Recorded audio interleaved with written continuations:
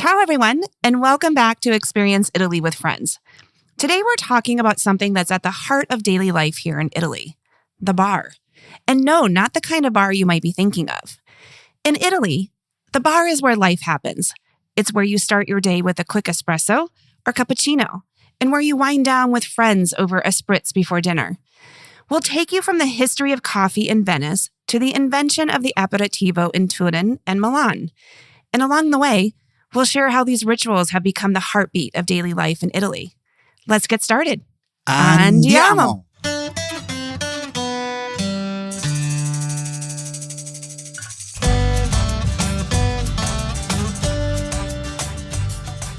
Experience Italy with Friends is a travel and lifestyle podcast where we will explore our favorite destinations and hidden gems, share key travel tips and cultural insights, and provide real-time updates about our move to this remarkable country. Join me, Tanya Razzo, an Italian travel expert and founder of Amici Vacations, and my Italian husband and producer, Davide Razzo, on a journey that is sure to inspire you and prepare you to create immersive and authentic experiences of your own in the beautiful country of Italy. Ciao, amici. Welcome back and grazie mille for joining us today. Here with me, as always, is my husband and co-host, Davide. Ciao a tutti! Today's episode focuses on an important cultural cornerstone for Italian life, the bar. And to clarify, it's not what you might think it is. It's not a bar like in the US. It's more like a neighborhood bar or cafe that can be found in almost every corner. Exactly. It's the morning coffee spot and pre-dinner hangout, almost like the neighborhood living room. So today we're going to take you from espresso to aperitivo. We will chat about the history, the culture, and how you can experience it yourself. But before we dive in, let's provide a quick update on life in Montepulciano. Okay, so we had some visitors. We did. My sister and brother-in-law visited this past week, and I once again played the role of tour guide, but this time we stayed in Tuscany. I was thankful to sleep in my own bed. Aren't you tired of being a tour guide? I'm a little bit tired of running around, but I'm not tired of seeing my friends and family from the US. So I'm so grateful they were able to come over and we had such a great time. I brought them to all of our favorite places, and we even tried out a couple of new experiences. So that's always fun. Yeah. So I know that you went to the Val d'Orcia, the Lago Trasimeno. Where else did you go with them? We went up to San Gimignano. We spent some time in Chianti. And of course, Montepulciano. Just there's so much to do around here. And I have to say they were really great tourists. They had insightful questions and they were game to try anything. And I love that they really enjoyed even the simple things.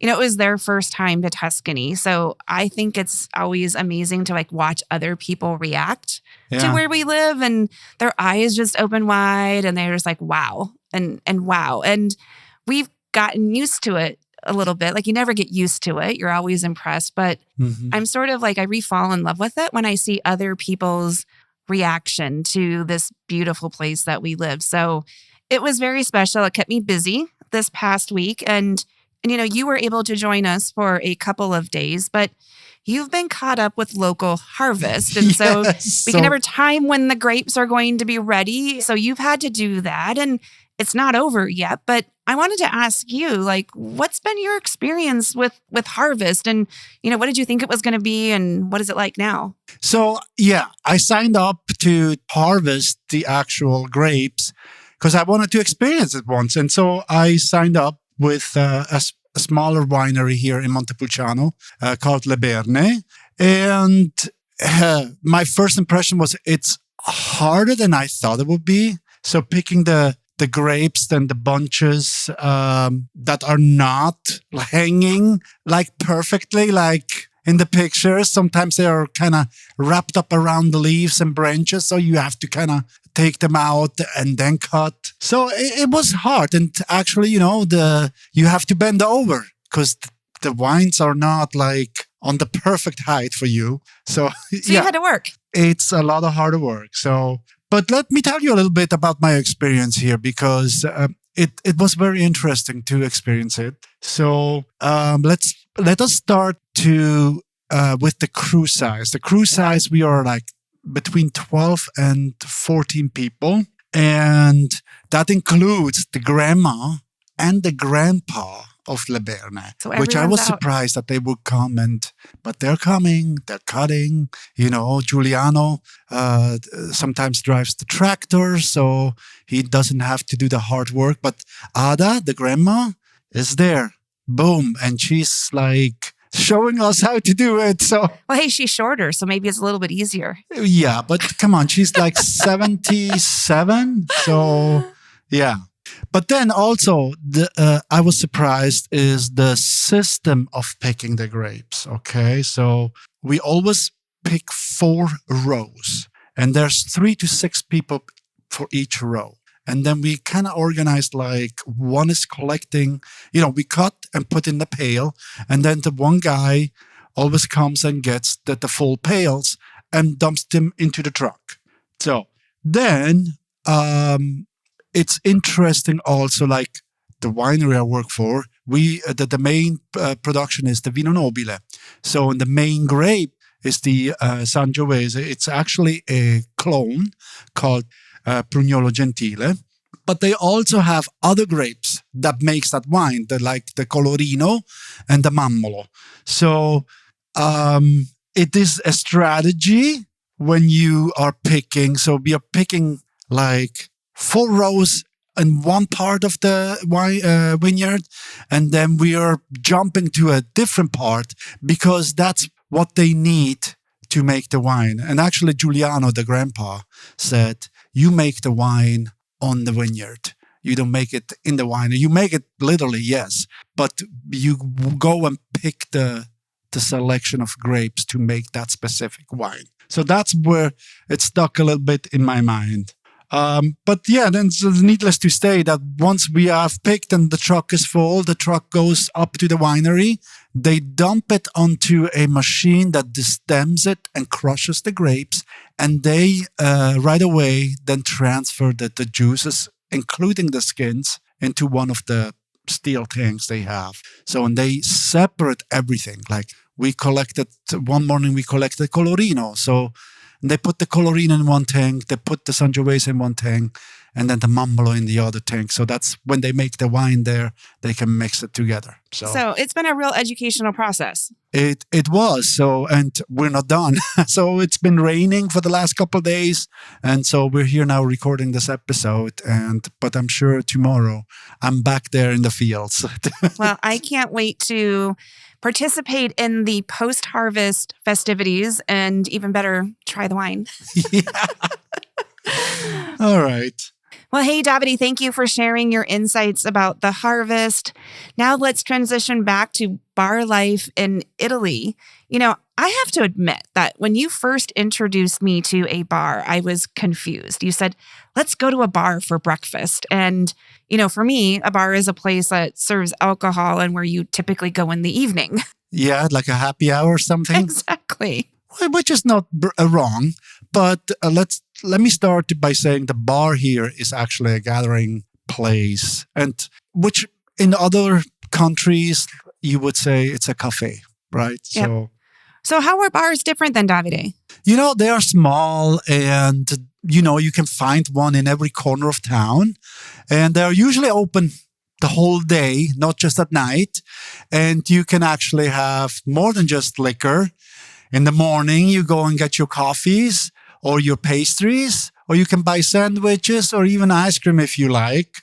And yeah, so also I think that they are more family friendly than in the US because it's open the whole day. But there is an actual bar, like a counter, right? There is, yes. And so you'll find kids drinking their juices while you're drinking your coffee. So kids are bellied up to the bar. Yes, they are. So, and it's been like that since the 1800s. What I love about this is that it's like the neighborhood living room. Like it's a real community hub. And in the morning, like you said, it's full of people grabbing an espresso at the counter with a pastry. Mm-hmm. At lunch, they may pop in for a panino and a Coke. Yep. by afternoon, it transforms into a social setting for aperitivo. And like people are there hanging out all day. Like you drive by, walk by, and you're like, they're chatting, they're watching the news or a sports game, they're playing cards. And, it's part of everyone's daily rhythm. I think that's great. Like they often will pop in 2 to 3 times a day. And, this is a place about connection or where life happens. Yeah, I mean, you're exactly right, Tanya. People are going to the bar throughout the day. My dad, for example, he goes in the morning, has his drinks, with his friends that are also retired. And then he goes back home, eats lunch, does his thing. And then at night around 6 o'clock, he goes back. And then the same friends are going to be there. And then they play cards or watch a game together. And then, my dad usually doesn't eat dinner. So he goes then home around 8 o'clock once they're done with all the games. So I think that's great. Like, it's so fun to watch him have that community. And, it's amazing. And, as we said, life at the bar begins with getting your morning coffee fix. You got to fuel up for the day. And I've learned that Italians treat coffee almost like a religion. Yes. So, I mean, it came to Italy like in the 15 and 1600s through Venice. And then, coffee houses popped up, and it was a gathering place for intellectuals, artists, politicians. It was basically like a co-working place, Then something happened in 1884. Someone in Torino invented the espresso machine. And that changed everything. Before, drinking coffee in Italy was like everywhere in Europe. It was like a ritual, okay? And then the espresso machine changed everything because it pressed out a shot of coffee. So everything became quicker. So I want just a shot of coffee and be on my way. Okay. That was a bit eye-opening to me, this concept of standing at the bar and taking a shot of espresso. And, really the whole process about ordering coffee in Italy is a little different than what we're used to in the States. It's no Starbucks. No, it's not like a vanilla and I don't know what syrup in there. There's just like un caffè or an espresso or un cappuccino. Well, it's different, but let's help break it down for the audience so they know what to do on their next visit. So let's just kind of go through it. Okay, so first, most Italians order an espresso or un caffè, like we say here in Italy, which is basically a shot of coffee. So if you want more than a shot of coffee, you can order a caffè doppio, which is a double espresso. Or if it's too strong for you, you can order, for example, a caffè macchiato, and they add a little bit of milk in it. So then a word to espresso. Some Americans or some foreigners, they say espresso, which it's actually a misconception of the word because espresso means express, which means fast. Espresso means pressed out. So don't order an espresso in Italy. Well, that's good to know, Davide. I won't say espresso. And, my favorite, though, is the cappuccino, which is a third espresso, a third steamed milk, and a third froth. And it's perfect. I just wish it was bigger. Why can't we have a cappuccino doppio? They don't do that here. It's too much milk, I guess. Also, just to note, if you can only order a cappuccino by Italian standards until 11 a.m. So in other words, ordering it after 11 o'clock is considered a faux pas. Very faux pas. But I've seen many tourists do it. Tourists do that. They might roll their eyes at you a little bit, but if you want your cappuccino in the afternoon, go for it. You just maybe try to kill a little.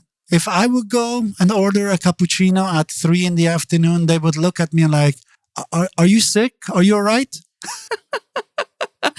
Okay, next is the latte, Davide. Okay, so latte. If you order a latte in Italy, you get a glass of hot milk. So a latte, if you want a latte that we consider in the US, you need to order a caffè e latte. Okay, so you get a glass of milk with a shot of espresso in there. So, because it has milk, it's also considered a breakfast drink. So do not order it after 11. Okay.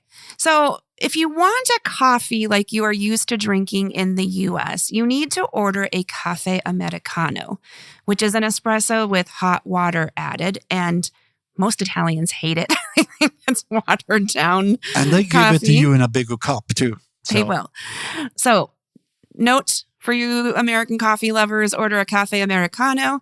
And, your breakfast food at bars is typically pastries. And the most common is the cornetto, a croissant. So the typical breakfast for Italians is a cappuccino and cornetto is standard fare. Yeah, my favorite cornetto is cornetto alla crema. But, they have other things like ciambelle and bomboloni.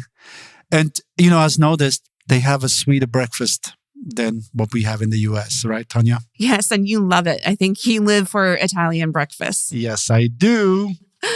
Okay, another point I think people need to understand about ordering coffee in a bar is don't expect to-go cups. I think this is an American creation that we want our coffee to go. And in Italy, and I would say even when I lived in Switzerland, it was the expectation, sit and enjoy your coffee, or I guess here you stand at the bar and enjoy it, but it's not expected that you're going to take it with you. So don't expect like it's going to be Starbucks that you order your cafe latte and it's coming in a paper cup. And I don't know, Davide, your thoughts on that? Yeah, you're there to socialize, right? Even for briefly, just to say hi or talk about the game last night and stuff like that. Even if it's for 2 minutes, enjoy those 2 minutes. Yes. Live in the moment. Great. Okay. So what's next about, culture in a cafe? I think the next thing is you have to decide if you're going to stand at the bar or sit down. And, most Italians are standing at the counter. And I want to point out, not everybody knows this, but you actually pay extra if you sit down. And my sister asked about that last week. Like, why can't we go sit down? And I said, well, you can, but they charge you more because they're having to provide you table service. And I have noticed it when I've been with others these past weeks that they actually encourage tourists to go sit down. Hey, don't you want to sit at the table? Do you want to have have your coffee brought to you? And it's their way of being able to charge a little bit extra. And it's not just a little bit, Tanya. I don't know if you know this, but, un cafe costs here €1.20. They charge you like up to €3 if they bring it to you on the table. No way. Yes. No, okay. I haven't paid attention. I assumed it was a little bit more, but nothing crazy. But I don't know. I feel like if you were there for a quick stop, stand at the bar. If you're there to linger and socialize and sort of enjoy the cafe, then grab a table. Yeah.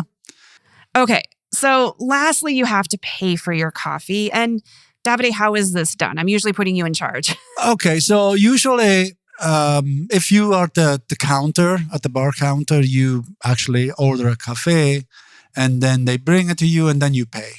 But in some cases, you actually go and pay your whole order. They give you the scontrino, the receipt, and then you go to the counter. And they introduced that like in the 80s when they started to crack down the Guardia della Finanza on people kind of cheating the system. So that's why now they give you a scontrino, the receipt, as form of proof that you paid. When the Guardia di Finanza happens to be there and they asking you, do you have the scontrino? And you can show them that. If you don't have it, they can fine you. Did you know that, Tanya? No, and I kind of find it a little ridiculous. And in our 25 years of coming to Italy, I've never been asked for a receipt. But you think it's key that people know this?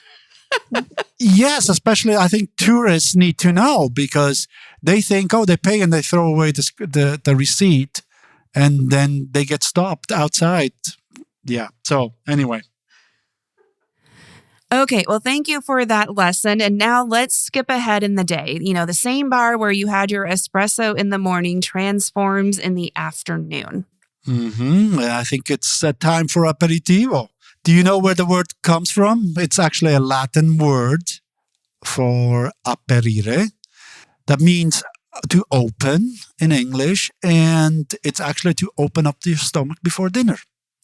I actually love aperitivos because, really it's just an excuse to relax, grab a drink, and connect with friends before heading home. And, Davide, we've spoken a lot about aperitivo in a lot of different episodes, but can you explain to us where the concept of aperitivo came from? Yeah, I mean, like the coffee, it has its roots in northern Italy, right? In the 1700s, in Turin, a guy named Antonio Benedetto Carpano invented vermouth.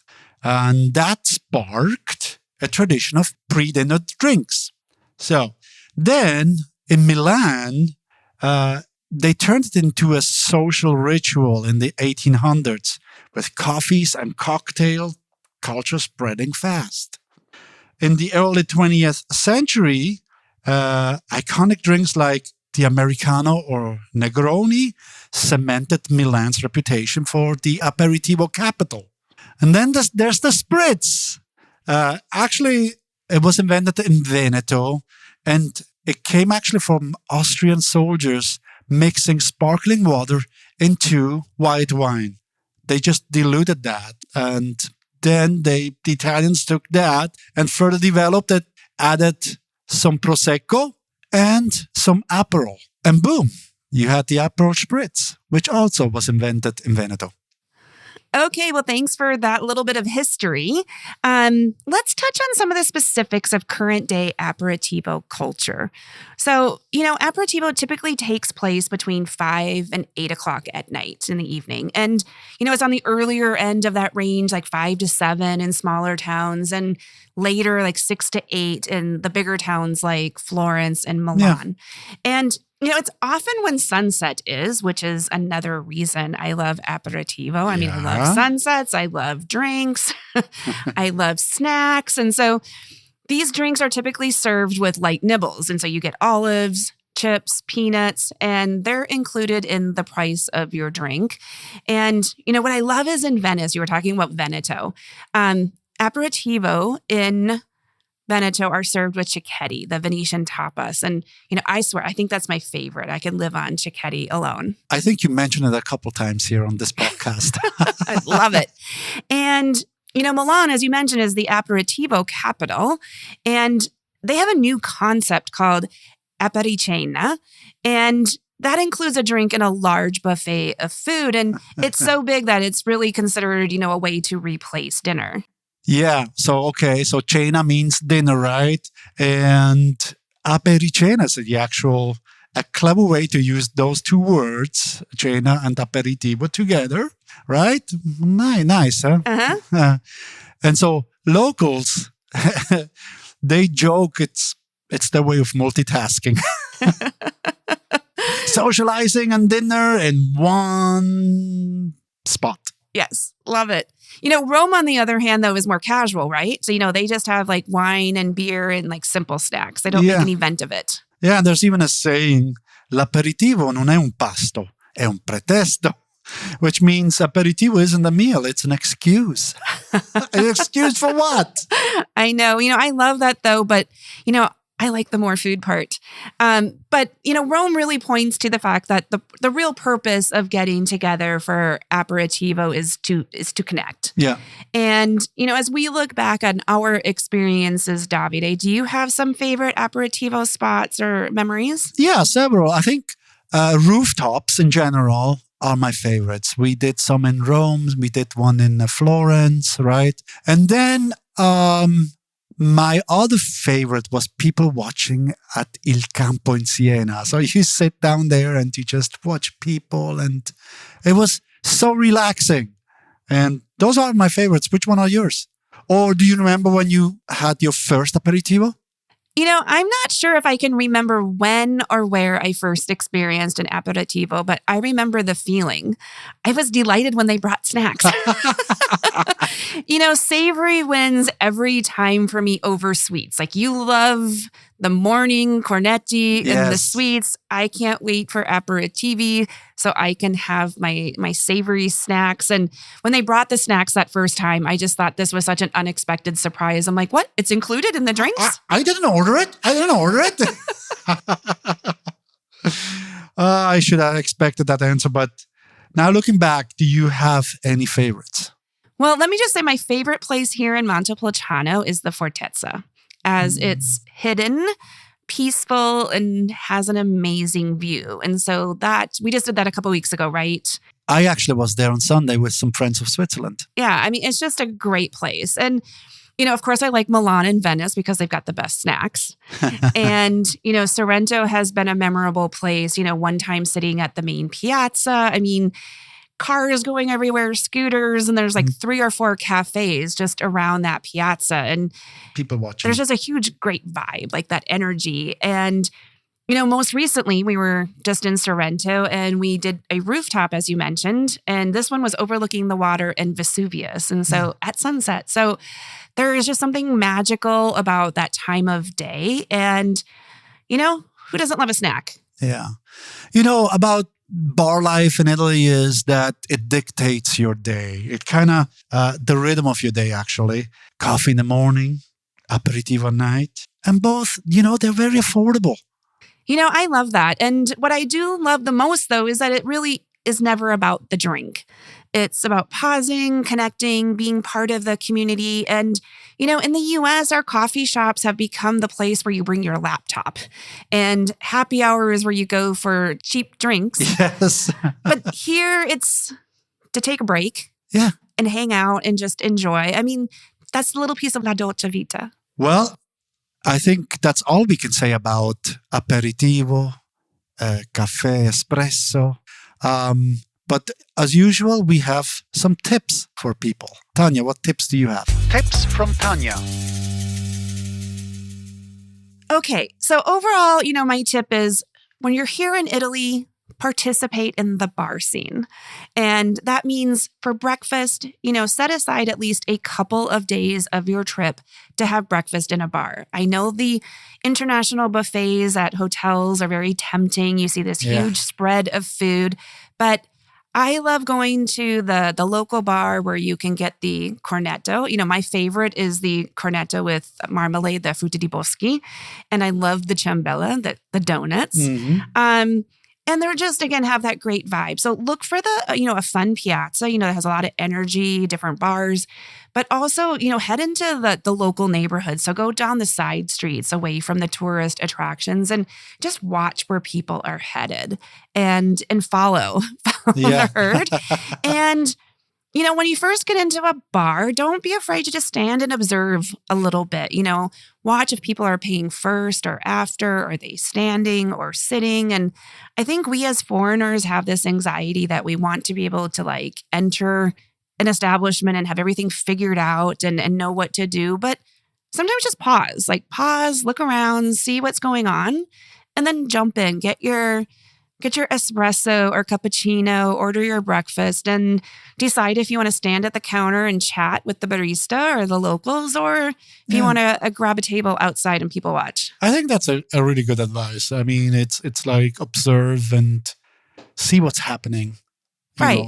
So every place is a little bit different, so you can't always give exact advice. So just watch and check things out. Okay. So secondly, of course, we talk about participating in the morning, but set some time aside in the afternoon for aperitivo. I mean, I think that's the best way to feel part of the local scene. And, I feel like as Americans, we want to eat dinner earlier. And most of my clients are like, can you just book us as soon as the restaurant opens? Like, I can't understand why Italians want to eat so late in the evening. And as you can understand now, they had aperitivo and they had the amazing snacks that we've talked about. So they're not rushing to get that first table at restaurants. They're used to going out a little bit later. They had their drink, they had their snack. So they're going to head out to dinner a little bit later.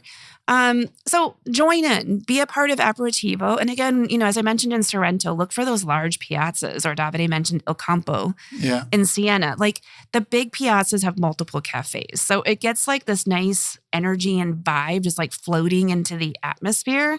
And then, or look for a great location, again, with sunset view. Like I have a favorite cafe next to the Arno River in Florence. The rooftops that we've mentioned. I mean, here in Montepulciano, I love it because it's Western facing. So look for that great location. And, as I mentioned, the snacks will tide you over so you can have that later dinner, or you can order a tagliere, which is Italian for charcuterie board. Order a tagliere or a bruschetta and turn it into a meal. An apericena. Yes, exactly. And as we noted, there are regional variations. So make sure to try the spritz in Veneto, the Negroni in Florence, the Campari in Milan. And as Davide just mentioned, if you're in Milan, find that fun bar. They turn it into an event, and then you can have their buffet for dinner since they have the apericena. And, the Navili area is especially fun if you're in Milan for aperitivo. So those are my tips, Davide. Wow. Okay. Cool. So one thing I forgot to say is, how we said, do not order a cappuccino after 11 a.m. There's one thing I noticed here now. A lot of, Americans and tourists are ordering an Aperol Spritz with their lunch. And I think that's a faux pas as well. So do not order an Aperol Spritz with your lunch. That's Why for is that? aperitivo. Because an Aperol Spritz is to open up your stomach, not to fill it while you're eating. So that's my tip. Okay. Thank you for that. Okay, Amici, we've taken you from that first morning espresso at the counter all the way to the evening spritz at sunset. So there's one thing to remember, and it's this: in Italy, the bar isn't just a place. It's a rhythm, a way of slowing down, connecting, and enjoying the moment. Exactly. And it's these little rituals that turn life into la dolce vita. Yeah. Okay, so when you're here, don't just walk past the bar. Go inside. Stand on the counter. Chat with the barista. Ask him what was the result of last night's game. Come back later. Have an aperitivo. Enjoy the aperitivo crowd. That's where the real Italy is. So thanks for joining us today on Experience Italy with Friends. If you love this episode, share it with someone who dreams of sipping coffee in Rome or enjoying a spritz in Venice. And of course, please do not forget to subscribe to this podcast or join us on Facebook on our Facebook group page, Experience Italy with Friends, and never miss an episode. Okay, alla prossima. Ciao.